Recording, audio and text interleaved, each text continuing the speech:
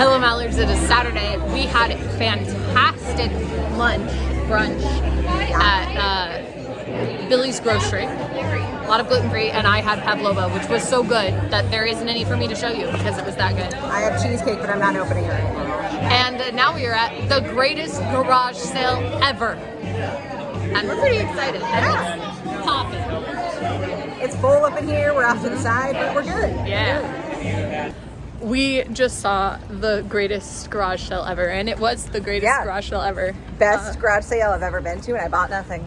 So it is a one-person show where one person, Danielle ate a sandwich, plays four characters, and they were all amazing. I have to say my favorite named one was Brentley Owen Brantley because that's a country the cowboy, singer. Yeah, and that really was. So there's a lot of musical involved, like there's a fair amount of singing.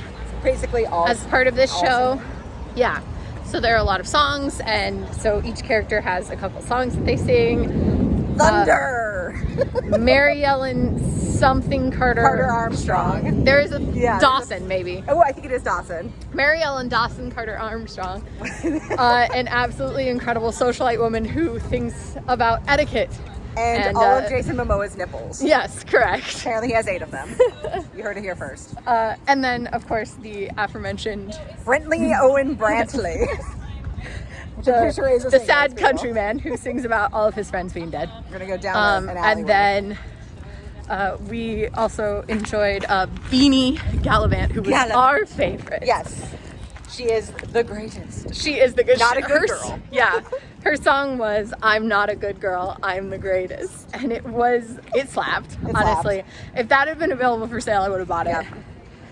Very, very enjoyable. And then Jer, who's just like a feel good.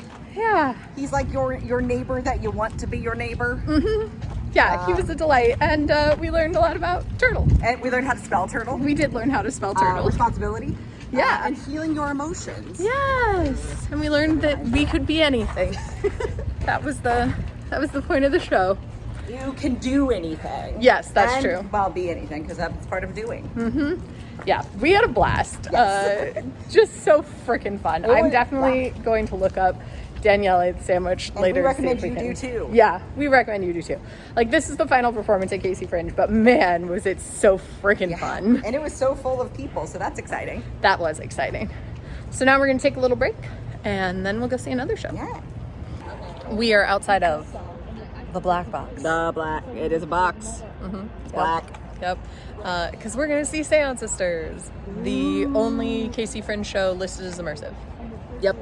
And I'm pretty excited about it. Yeah, we're in a great set. Well, it's kind of like the right atmosphere. It's kind of it's a little bit gray. We're in the West Bottoms in Kansas City, which is like old. Yeah. So there's a lot of like older warehouse buildings and the old train tracks and that sort of stuff. So we're feeling the atmosphere. Yeah. And let's go enjoy the show.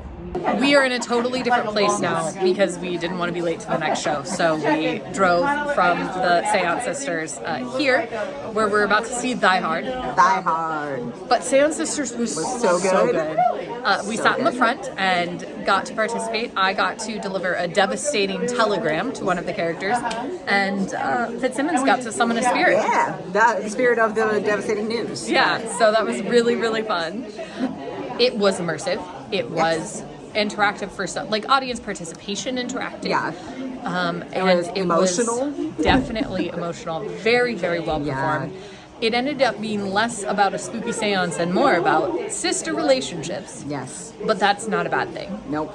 Yeah, it was an emotional and super intense show. So much. So intense. And they did such a good job. Like, to carry, especially the girl who plays Maggie, had to carry so much inside of her that whole time. We were very impressed. It was crazy. And now we're going to catch something else. We just finished seeing Die Hard, and we thoroughly enjoyed it. It was amazing. No notes, honestly. Yep. He just rewrote Shakespearean sonnets to be from the POV of characters from Die Hard, and it was so good. His Alan Rickman impression was pretty dang good. Yes. Honestly. It was... I agree. Hilarious. We laughed a lot. We had such a good time. Yes. And we both were interested in purchasing the book that has all of the, that has all of the Die Hard poems in it. So, and he has a good charity that he works with because with Bruce Willis having dementia and stuff, and also a family member, so he donates some of the proceeds for the book to the charity. Yeah, and proceeds from the ticket sales to the show. So that is really, really nice. Yeah, I feel like we've really consistently scored with the shows we've decided to see here at KC Fringe. I'm feeling very good about what we've done. And next, we're going to see Beth Marshall's show, which I'm excited for. But man, I really am going to give this... Actually, maybe I'm not going to give this book to my dad. Maybe I'm going to dramatically read to my father all of the Die Hard sonnets. You got to get some Alan Rickman. Oh, I'm not going. Alan Rickman. That's my Alan Rickman. Amazing. With my glow from the sun behind me. This is what you get here on my vlog. 134? 9? I don't know. What page was it? 394. There it is. Turn to page 394. Clip. Anyway. Amazing. Or Hans Gruber. Yeah. Keep going backwards. See, next time, Amber will do her own show. It'll be just that. We went to sushi immediately following seeing Mark and Beth's Big Bang. Fixed my hair, sorry. And the sushi was good. Yeah, it was really good. I love going to sushi. There was a lot of different types of sushi that I hadn't had before, and so it was exciting. Yeah, so we had some delicious sushi. Now we're waiting for our last show. But the theme of the day is unexpectedly emotional. Yeah, that's true. It's true. You know, maybe these dumpster fire earrings were actually more really accurate. getting us ready. I knew.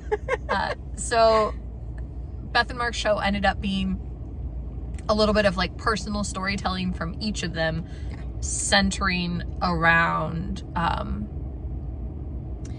this a gentleman who apparently was like a big director in the Kansas City scene, who gave Beth her first break and was also a predator and horrible human being who's dead now. Yes, and a horrible human being who's dead now. But it was like how their stories intertwined with this man, and how you can have like different views on a person. And it made the like subtitle, "The show must go on, or should it?" make a lot of sense. And then they talked about other ridiculous news in the world, things like everybody's least favorite governor of Florida and everything else. Tiny D, shout out. Fuck you. No, excuse me. Tiny D, shout out. Boo. Boo. Boo. Yeah. But it made us both very emotional. It was a really emotional show, and that has been the theme. Yeah. So we'll see if Honey Bunny if we suddenly have even more emotional. We'll check in after. We just finished seeing Honey Bunny, which turned out to be a staged reading. Yeah. Which I enjoy staged readings, so I wasn't upset about it. The girl who played the bunny so good. Was so good at being a bunny. Her facial expressions. It was great. She made so many bunny faces that I was like, I've seen rabbits do exactly that. 100%. Especially living like in the middle of nowhere, Iowa. I see rabbits all the time. Yeah. That is what they look like. That is rabbit. Yep. It was like got a surrealist element to it because she literally was a rabbit. Yeah. But also like it was about relationships and how sometimes they just are shit. Yep. Can I say shit on your vlog? Yeah. Cool. Yeah. It was dumpster fire. Dumpster fire. Dumpster fire. And again, emotional. Yeah. That's the theme of the night. Emotional. Unexpectedly emotional. Unexpectedly emotional. Is today. So I guess now we're going to go to the after party and we'll see if that is the same. That is actually maybe expected emotional for some people. Yeah. Mostly. I'm excited because there should be some aerialists. Let's go. We just finished listening to the best of venue announcements at the after party, and it turns out that we've made good choices over the last few days. Great choices. Because we've seen a lot of them. But I think that means for tomorrow for us, we're actually probably going to hit an escape game instead of a final show, because the early stuff that's going to be before Fitzsimmons needs to leave is going to be mostly stuff we've Things seen. we've seen, yeah. So we have had a fantastic 2 days at KC Yeah. Fringe. I will be excited to apply for next year and maybe be back. They also do like a Midwest Trifecta. Yeah, You which got is kind of Indy, cool. you got Minneapolis, you got KC, you got a lottery. Okay, yeah, that's. You're welcome. Guys, Falling back. there are 2 things about today. One is emotional surprises, Yes. and 2 is Fitzsimmons' secret talents. And I will see you tomorrow.